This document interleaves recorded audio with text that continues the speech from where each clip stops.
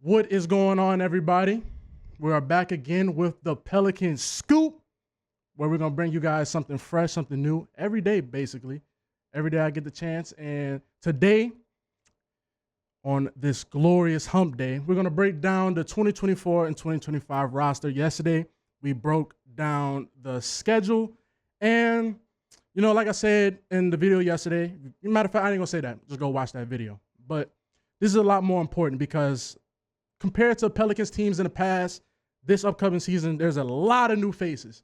Usually with David Griffin, we've been kind of running the same squad back with, a couple minor changes that probably didn't work if they're still not on the team. And Brandon, we'll get to that because I got something to say about Brandon Ingram. But a lot of new faces this year. We had a lot of key departures. We had a very big trade, but key departure this year was Dyson Daniels. He was a first-round pick a couple years ago, lottery pick, 8th pick, matter of fact. Dyson's a very good defender, very good on-ball defender, point of attack defender. I wouldn't say he's going to be missed because we did end up getting DeJounte Murray for him, but if Dyson can find a way to, go improve his layups, have more confidence in taking three-pointers, then he can be a very good piece for Atlanta. I do like him on Atlanta with Trae Young. Take that defensive pressure off Trae. You have a young guard who can handle the ball, who can facilitate and do all those type of things. And that trade in Atlanta was Larry Nance Jr. and EJ Liddell, but these are the key departures. He really wasn't a key player. So Larry Nance Jr. Larry, fan favorite. Love the city. I ain't going to say he'll be missed, but we definitely appreciate Larry Nance. Jonas Valanciunas ended up going to the Washington Wizards. And Najee Marshall, who the knife, fan favorite. I mean, look, either you love Najee or you hated Najee. There's really no in-between. There's no in-between at all. He's either one side of the fan base, they love Najee. It's not he can't do no wrong, but they appreciate Najee Marshall. Or you're on the other side where it's like, Najee, you're not the main character. Najee, pass the ball. Najee, don't shoot that heat check. You're not, So it's either you love Najee, you hate Najee. But one thing you will say, Najee Marshall, every game he showed up, he gave his all. He gave 100% effort. You never questioned with Najee's effort. You never had to question if Najee cares tonight. It can be a random Thursday night in January in Minnesota, and I promise you, Najee Marshall showed up. It don't got to be on a national televised game or in Miami or something like that. No, he's showing up every game. So Najee Marshall will definitely be missed. Locker room guy, he was close to Jose Alvarado. Brandon Ingram, who is still on his roster, but okay. But moving from the key departures, those are my key departures for this roster. But we did end up getting some key members. DeJounte Murray, former All-Star. I mean, however you want to look at his tenure in Atlanta, yes, it might have not have, the price that the Hawks paid to get him, it might not have, recuperated in the end. Like he might not have brought what he intended to bring to Atlanta. But, man, things happen, right?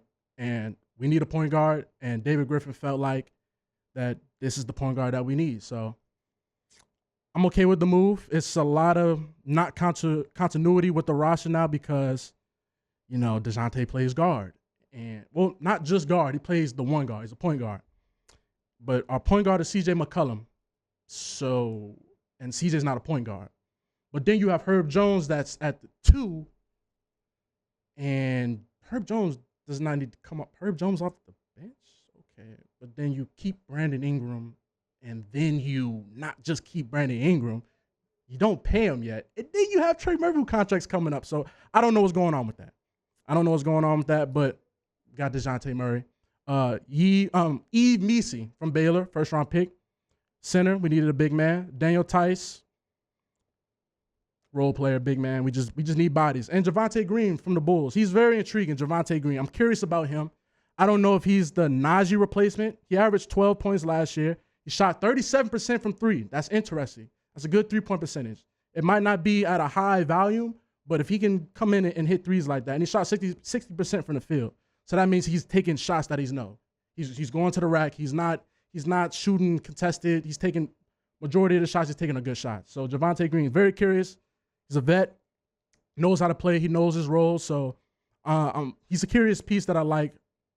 I would like a big man, but I'll take him. I'll take him if he means that, he can fill that type of Najee role. But we have some players that are still on this roster that I feel like that need to make that next jump, right? You lose, you lose your Najee Marshalls. You lose. I can't really say we lost anybody that brought a lot of points other than Jonas Valanciunas because Dyson Daniels wasn't a scorer. But outside of Jonas and losing those type of points, Jordan Hawkins, interesting, right? He averaged 7 points last year. Should have played a lot more. Willie Green, he ended up getting buried on the depth chart.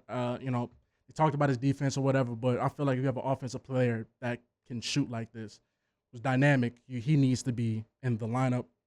There's no excuses this year. He will be a focal point in the lineup. He might be the sixth man of the roster, but I don't know what the starting lineup's going to look like. So we got to work that out. Or it might be Trey Murphy, who needs to make that next jump, who I felt like would have made that next jump if they would have shipped Brandon Ingram off and we can insert Trey into the starting lineup. He averaged 14 points last year, basically 15, 14.8, basically 15 points on 38% from three. Trey Murphy is dynamic. He needs to take that next step. I don't know if he will have that type of opportunity to really, reach his full potential now because it sounds like he's still going to be coming off the bench and it's time for him to start. All right, this is the type of player that it's time to take the training wheels off of him and let's insert him into the lineup.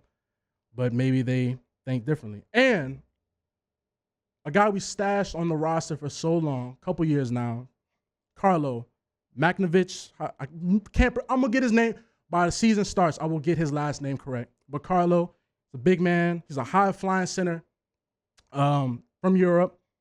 He can catch the lob. He can set screens. Look good in the summer league. He can hit a three occasionally. We not really need him to shoot threes, but he's a big body. He knows how to play. He's been a professional for so long. He knows the game of basketball. He knows his role. He come in. He does what he has to do. He's a very intriguing. He needs to make that next jump because as I get into my next point, center position for the Pelicans. It is a massive concern. You're in the Western Conference, and people, I don't know, what is this fascination with, we can run the small ball. We have Zion and listen. The Houston Rockets tried the same strategy a couple years back, and they ended up playing the Lakers in a bubble, and Anthony Davis just had his way. Dwight Howard, JaVale McGee. They had the way with them. Houston already proved the small ball. It's not going to work, man. In the way that, matter of fact, I'll do everyone like this. These are the top teams in the West from last year that made the playoffs. Oklahoma City Thunder, they have Chet Holmgren, and they just signed Isaiah Hartenstein. That's the two big men.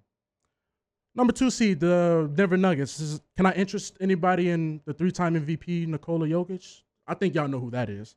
The Wolves at the 3 seed, Rudy Gobert and Karl Anthony Towns.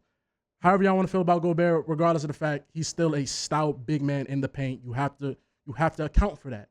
Karl Anthony Towns is a stretch 4. You have to account for that. He can still go down, get low. He's a little soft in the paint, but we know Cat. All right. Clippers, Zubac, 5th seed, the Mavericks, Derek Lively, Daniel Gafford. Twin Towers, basically. That is a problem. We're small. Matter of fact, we're small. The Pelicans don't play well against tall, long, big courts, front courts in the first place anyway. 6th seed, the Suns, Nurkic. 7th seed, the Lakers, Anthony Davis. I know how y'all feel about Anthony Davis. Honestly, saying his name is like saying Voldemort and Harry Potter. Like, I'm surprised the roof didn't just cave in because I said Anthony Davis. Anthony Davis, he is indeed a problem. Sacramento Kings, Domantas Sabonis. I know how y'all feel about the Kings, but man, come on. Have a little respect. The Warriors, Looney. I mean, they don't. I exclude the Warriors, but you got to worry about Curry. We're not even worried about the front court for the Warriors. The Grizzlies, they're going healthy, retool. Zach Edey, Jaren Jackson Jr. The Rockets, they're going to be healthy. They're young. They're coming. Sengun, who's coming off an injury, and Steven Adams, who's also coming off an injury. But I assume they will be healthy to go. I seen some Sengun workout clips the other day. He looks good to go. Spurs, Wembanyama. Blazers, DeAndre Ayton, Klinger, Donovan Klinger from UConn. How do you feel about Ayton? They still have a viable front court. We do not have that. And lastly, the Utah Jazz, they have Kessler, Walker Kessler, and Lauri Markkanen. But still, I don't really expect much from the Jazz. But I'm just telling y'all what I'm seeing, right? If you want to be in the Western Conference, you need to have a big man because sooner or later you're going to run into a Jokic. You're going to run into a Lively and Gafford. You're going to have to deal with those type of things. So we gonna see how this unfolds and what this roster looks like. I mean, maybe David Griffin has a couple more moves because we still don't have BI in the contract, and it's not meshing with the lineup. So before I get out of here, I want to talk about this starting lineup. So what would y'all do, right? You have to start DeJounte Murray. That's already solidified. He's the starting one guard. Zion Williamson's the starting four. They talking about the five.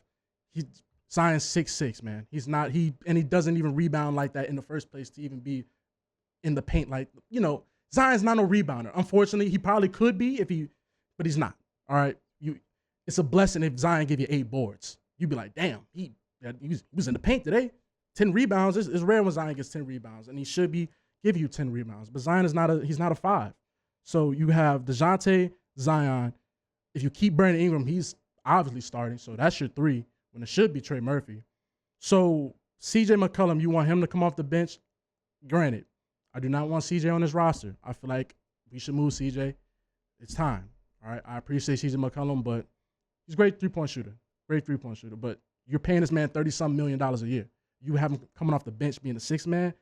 That's a crazy financial decision if you ask me. And Herb Jones, that's where the confliction goes. Like, Herb Jones is a starter in the NBA. Herb Jones is first team all defense. So you have first team all defense coming off the bench.